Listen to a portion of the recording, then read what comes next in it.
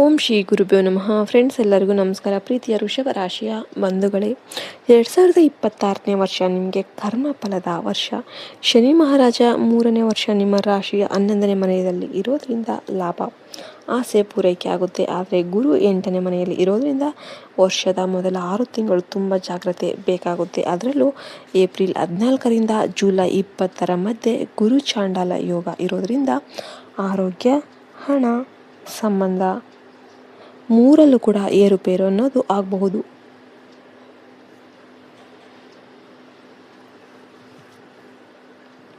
ವೃಷಭ ರಾಶಿ ಅಧಿಪತಿ ಶುಕ್ರ ಅಂದ್ರೆ ಸುಖ, ಸೌಂದರ್ಯ, ಐಶ್ವರ್ಯ, ಪ್ರೀತಿ.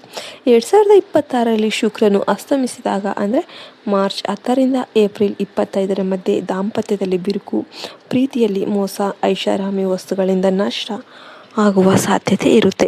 ಹಾಗಾಗಿ ಈ ಸಮಯದಲ್ಲಿ ಹೊಸ ಸಂಬಂಧ, ಹೊಸ ವಾಹನ, ಹೊಸ ಆಭರಣ ಖರೀದಿ ಬೇಡ. ಇನ್ನು ದೂರ ಇರಬೇಕಾದ 3 ಅಪಾಯಕಾರಿ ಸ್ಥಾನಗಳೇನೇನು? ವೃಷಭ ರಾಶಿಯವರೇ 2026ರಲ್ಲಿ ಈ 3 ಜಾಗಗಳಿಗೆ ಹೋದರೆ ನಿಮ್ಮ 7 ತಲೆಮಾರಿನ ಪುಣ್ಯ ಕೂಡ ಖಾಲಿ ಆಗ್ಬೋದು ಅಂತ ಶಾಸ್ತ್ರ ಹೇಳುತ್ತೆ. ಒಂದನೇದಾಗಿ ಹಳೆ ಬಾವಿ, ಕೊಳ, ನೀರು ತುಂಬಿರುವ ಹಾಳು ಬಿದ್ದ ಮನೆ. ನಿಮ್ಮ ರಾಶಿಗೆ 2026ರಲ್ಲಿ ಜಲದೋಷ ಇದೆ. ರಾಹು 4ನೇ ಮನೆಯಲ್ಲಿ ಇರೋದ್ರಿಂದ ಮನೆ, ವಾಹನ, ತಾಯಿ ಸುಖಕ್ಕೆ ತೊಂದರೆ. ಹಳೆಯ ಬಾವಿ, ಕೆರೆ ಬಳಿ ಹೋದರೆ ಪ್ರೇತಾತ್ಮ ಶಕ್ತಿ ನಿಮ್ಮನ್ನು ಆಕರ್ಷಣೆ ಮಾಡುತ್ತೆ. ನಂತರ ಮನೆಯಲ್ಲಿ ನೆಮ್ಮದಿ ಅನ್ನೋದು ಇರೋದಿಲ್ಲ. ರಾತ್ರಿ ಕೆಟ್ಟ ಕನಸು, ಮಕ್ಕಳು ಆಗಾಗ ಬೆಚ್ಚಿ ಎದ್ದೊಳೋದು ಶುರುವಾಗುತ್ತೆ. ಇನ್ನು ಜೂನ್ 5, ಜೂನ್ 19, ಜುಲೈ 3 ಈ ದಿನಗಳಲ್ಲಿ ಯಾವುದೇ ಕಾರಣಕ್ಕೂ ನೀರಿನ ಬಳಿ ಪಿಕ್ನಿಕ್, ಬೋಟಿಂಗ್ ಬೇಡ. ಒಂದು ವೇಳೆ ಹೋಗಲೇಬೇಕಾದ್ರೆ ಕೈಯಲ್ಲಿ ಕಬ್ಬಿಣದ ಉಂಗುರ ಹಾಕೊಂಡ್ಬಿಟ್ಟು ಹೋಗಿ. ಇನ್ನು 2ನೇ ಸ್ಥಾನ ಯಾವುದಪ್ಪ ಅಂದರೆ ಆಸ್ಪತ್ರೆ, ಶವಾಗಾರ, ಸ್ಮಶಾನದ ಹತ್ತಿರ, ರಸ್ತೆ. ಇನ್ನು 8ನೇ ಮನೆಯಲ್ಲಿ ಗುರು ಇರೋದರಿಂದ ಆಯುಷ್ಯಕ್ಕೆ ಕುತ್ತು ಆಗುತ್ತೆ. ಅನಾರೋಗ್ಯ ಇಲ್ಲದಿದ್ರೂ ಕೂಡ ಆಸ್ಪತ್ರೆಗೆ ಹೋದರೆ ರೋಗದ ಶಕ್ತಿ ನಿಮ್ಮ ಆಬೆಗೆ ಅಂಟಿಕೊಳ್ಳುತ್ತೆ. ನಂತರ ನೀವು ಇಲ್ದಿದ್ರೂ ನಿಮ್ಮ ಮನೆಯವರು ಪದೇ ಪದೇ ಆಸ್ಪತ್ರೆ ಸೇರಬೇಕಾಗುತ್ತೆ. ಸಂಬಂಧಿಕರು ಆಸ್ಪತ್ರೆಯಲ್ಲಿ ಇದ್ದಾರೆ ಅಂತ ನೀವು ಪದೇ ಪದೇ ಆಸ್ಪತ್ರೆ ನೋಡೋದಕ್ಕೆ ಹೋದರೆ ಫೋನಲ್ಲಿ ಅದನ್ನು ಆಲ್ಮೋಸ್ಟ್ ವಿಚಾರಿಸೋದಕ್ಕೆ ಪ್ರಯತ್ನ ಮಾಡಿ. ಅನಿವಾರ್ಯ ಆದರೆ ಮಾತ್ರ ಆಸ್ಪತ್ರೆಯಿಂದ ಬಂದ ತಕ್ಷಣ ಮನೆಗೆ ಹೋಗಬೇಡಿ.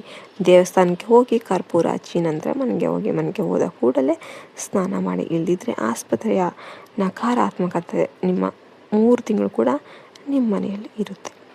ಇನ್ನು 3ನೇ ಸ್ಥಾನ ಹೇಳೋದಾದರೆ ಜೂಜು ಅಡ್ಡೆ, ಶರಾಬ್ ಅಂಗಡಿ. ರಾತ್ರಿ 10ರ ನಂತರ ಬೀದಿ. ಶುಕ್ರನು ಕೆಟ್ಟರೆ ವ್ಯಸನಕ್ಕೆ ದಾಸರಾಗ್ತೀರಾ. 2026ರಲ್ಲಿ ಶುಕ್ರ ದುರ್ಬಲ ಇರೋದ್ರಿಂದ ಒಂದು ಸಾರಿ ಶುರುವಾದ ಚಟ ಬಿಡೋಕ್ಕೆ ಆಗೋಲ್ಲ. ಜೂಜು, ಬೆಟ್ಟಿಂಗ್, ಲಾಟ್ರಿ, ಆಸೆಗೆ ಹೋದರೆ ಇರುವ ಮನೆ, ಮಾನ ಎಲ್ಲ ಕೂಡ ಹರಾಜಾಗುತ್ತೆ. ರಾತ್ರಿ 10ರ ನಂತರ ಮನೆಯಿಂದ ಹೊರಗೆ ಹೋಗೋದಕ್ಕೆ ಹೋಗಬೇಡಿ. ಅದರಲ್ಲೂ ಶುಕ್ರವಾರದ ರಾತ್ರಿ ಲಕ್ಷ್ಮಿ ಸಂಚಾರ ಮಾಡ್ತಾ ಇರ್ತಾರೆ. ಆ ಸಮಯದಲ್ಲಿ ಹೊರಗೆ ಹೋದರೆ ದಾರಿದ್ರ್ಯ ಅನ್ನೋದು ಅಂಟಿಕೊಳ್ಳುತ್ತೆ. ಇನ್ನು ವೃಷಭ ರಾಶಿಗೆ ಕುತ್ತಿಗೆ, ಗಂಟಲು, ಥೈರಾಯ್ಡ್ನ ರಾಶಿಯಾಗಿರುತ್ತೆ. 2026ರಲ್ಲಿ ಈ ಭಾಗದ ಬಗ್ಗೆ ಎಚ್ಚರಿಕೆ ವಹಿಸಿ. ಗಂಟಲು ನೋವು, ಆಗಾಗ ಕಫ, ಕೆಮ್ಮು, ಟಾನ್ಸಿಲ್ ತೊಂದರೆ ಕೊಡುತ್ತೆ. ತಣ್ಣೀರು, ಐಸ್ ಕ್ರೀಮ್ ಸಂಪೂರ್ಣ ನಿಲ್ಲಿಸಿಬಿಡಿ. ಸಕ್ಕರೆ ಕಾಯಿಲೆ, ಎಣ್ಣೆ ಗುರು ಸಕ್ಕರೆ ಮಟ್ಟ ಹೆಚ್ಚಿಸ್ತಾನೆ. ಸಿಹಿ ತಿಂಡಿ ಕಡಿಮೆ ಮಾಡಿ. 6 ತಿಂಗಳಿಗೊಮ್ಮೆ ಪರೀಕ್ಷೆ ಮಾಡಿಸ್ಕೊಳ್ಳಿ. ಇನ್ನು ತೂಕ ಹೆಚ್ಚಳ, ಶುಕ್ರ ಐಷಾರಾಮಿ ತಿನ್ನಿಸ್ತಾನೆ. ಜಡ ಜೀವನ ಶೈಲಿಯಿಂದ ದಪ್ಪ ಆಗ್ತೀರಾ. ಪ್ರತಿದಿನ 45 ನಿಮಿಷ ವಾಕಿಂಗ್ ಮಾಡಿ. ಎಲ್ಲಕ್ಕೂ ಕೂಡ ಪರಿಹಾರ ಏನು?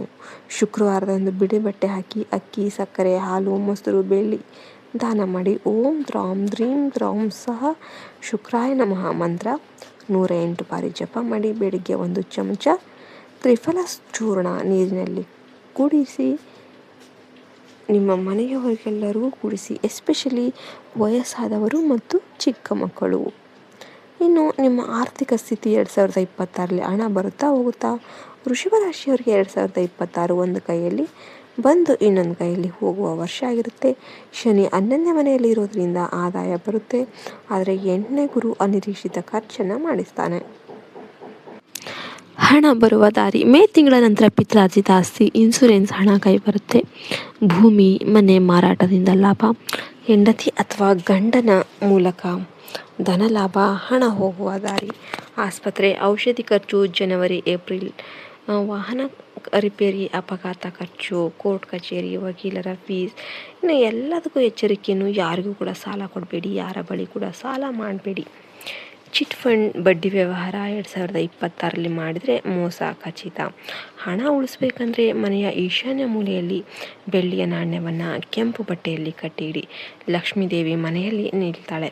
ಇನ್ನು ಉದ್ಯೋಗ ಮತ್ತು ವ್ಯಾಪಾರ, ನೌಕರಿಯಲ್ಲಿರುವವರಿಗೆ ವರ್ಷದ ಮೊದಲಾರ್ಧದಲ್ಲಿ ಕೆಲಸದ ಒತ್ತಡ ಜಾಸ್ತಿಯಾಗಿರುತ್ತೆ. ಬಾಸ್ ನಿಮ್ಮನ್ನು ಅರ್ಥ ಮಾಡಿಕೊಳ್ಳಲ್ಲ, ಕೆಲಸ ಬಿಟ್ಟು ಬಿಡೋಣ ಅನಿಸುತ್ತೆ. ಆದರೆ ತಡೆದುಕೊಳ್ಳಿ, ಸೆಪ್ಟೆಂಬರ್ ನಂತರ ರಾಜಯೋಗ ಶುರುವಾಗುತ್ತೆ. ಪ್ರಮೋಷನ್, ಬೇರೆ ಕಂಪ್ನಿಯಿಂದ ಒಳ್ಳೆ ಆಫರ್ ಬರುತ್ತೆ. ಸರ್ಕಾರಿ ಕೆಲಸಕ್ಕೆ ಪ್ರಯತ್ನ ಮಾಡ್ತಿರೋರಿಗೆ ನವೆಂಬರಲ್ಲಿ ಯಶಸ್ಸು ಅನ್ನೋದು ಸಿಗುತ್ತೆ. ಇನ್ನು ವ್ಯಾಪಾರ, ಬಟ್ಟೆ, ಆಭರಣ, ಕಾಸ್ಮೆಟಿಕ್, ಹಾಲು, ಡೈರಿ, ಸಿಹಿ ತಿಂಡಿ, ವಾಹನ ವ್ಯಾಪಾರದವರಿಗೆ 2026 ಲಾಭದಾಯಕವಾಗಿರುತ್ತೆ. ಆದರೆ ಪಾಲುದಾರಿಕೆ ಬೇಡ. ಸ್ವಂತ ವ್ಯಾಪಾರ ಮಾಡಿ, ಅಂಗಡಿಯಲ್ಲಿ ಶುಕ್ರವಾರ ಲಕ್ಷ್ಮೀ ಪೂಜೆ ಮಾಡಿ, ಗ್ರಾಹಕರ ಜೊತೆ ನಗ್ನಗ್ತಾ ಮಾತನಾಡಿ. ಜಗಳ ಆಡಿದರೆ ಲಕ್ಷ್ಮಿ ಓಡಿ ಹೋಗ್ತಾಳೆ. ಕೃಷಿಕರಿಗೆ ಭೂಮಿಗೆ ಸಂಬಂಧಿಸಿದ ವ್ಯವಹಾರದಲ್ಲಿ ಲಾಭ, ಆದರೆ ಬೆಳೆ ವಿಮೆ ಮಾಡಿಸದೆ ಕೃಷಿ ಮಾಡಬೇಡಿ. ಅನಿರೀಕ್ಷಿತ ಮಳೆ, ರೋಗದಿಂದ ಬೆಳೆ ನಷ್ಟ ಆಗಬಹುದು. ಕುಟುಂಬ, ದಾಂಪತ್ಯ, ಪ್ರೀತಿ 2026ರಲ್ಲಿ ವೃಷಭ ರಾಶಿಯವರ 7ನೇ ಮನೆ ಅಂದರೆ ಸಂಗಾತಿಯ ಮನೆ ಮೇಲೆ ಶನಿ ದೃಷ್ಟಿ ಇದೆ. ದಾಂಪತ್ಯ, ಪತಿ ಪತ್ನಿ ಮಧ್ಯೆ ಈಗೋ ಜಗಳ ಜಾಸ್ತಿ. ನಾನು ದೊಡ್ಡವನು, ನಾನು ದೊಡ್ಡವಳು ಅನ್ನೋ ಭಾವನೆ ಬರುತ್ತೆ. ಒಬ್ಬರು ಬಗ್ಗಿದ್ರೆ ಮತ್ತೆ ಮನೆ ಅನ್ನೋದು ನಂದನವನ ಆಗುತ್ತೆ. ಇಬ್ಬರು ಹಠ ಮಾಡಿದರೆ ಡಿವೋರ್ಸ್ವರೆಗೂ ಹೋಗ್ಬೋದು. ಪ್ರತಿ ಶುಕ್ರವಾರ ಇಬ್ಬರೂ ಜೊತೆಯಾಗಿ ಲಕ್ಷ್ಮೀ ದೇವಸ್ಥಾನಕ್ಕೆ ಹೋಗಿ.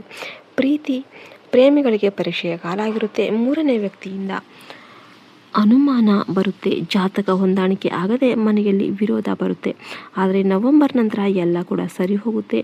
ಮಕ್ಕಳು ಮಾತು ಕೇಳಲ್ಲ, ಹಠ ಮಾಡ್ತಾರೆ ಅಂತ ಬೈಬೇಡಿ, ಪ್ರೀತಿಯಿಂದ ತಿದ್ದಿ. ಅವರ ವಿದ್ಯಾಭ್ಯಾಸಕ್ಕೆ ವಿದೇಶ ಯೋಗ ಇದೆ. ಇನ್ನು ತಾಯಿ ತಂದೆಯ ಆರೋಗ್ಯದ ಬಗ್ಗೆ ಕಾಳಜಿ ವಹಿಸಿ. ಮೇ ಜೂನಲ್ಲಿ ಆಸ್ಪತ್ರೆ ಖರ್ಚು ಬರಬಹುದು. ಇನ್ನು ಮಹಾಪರಿಹಾರಗಳೇನು?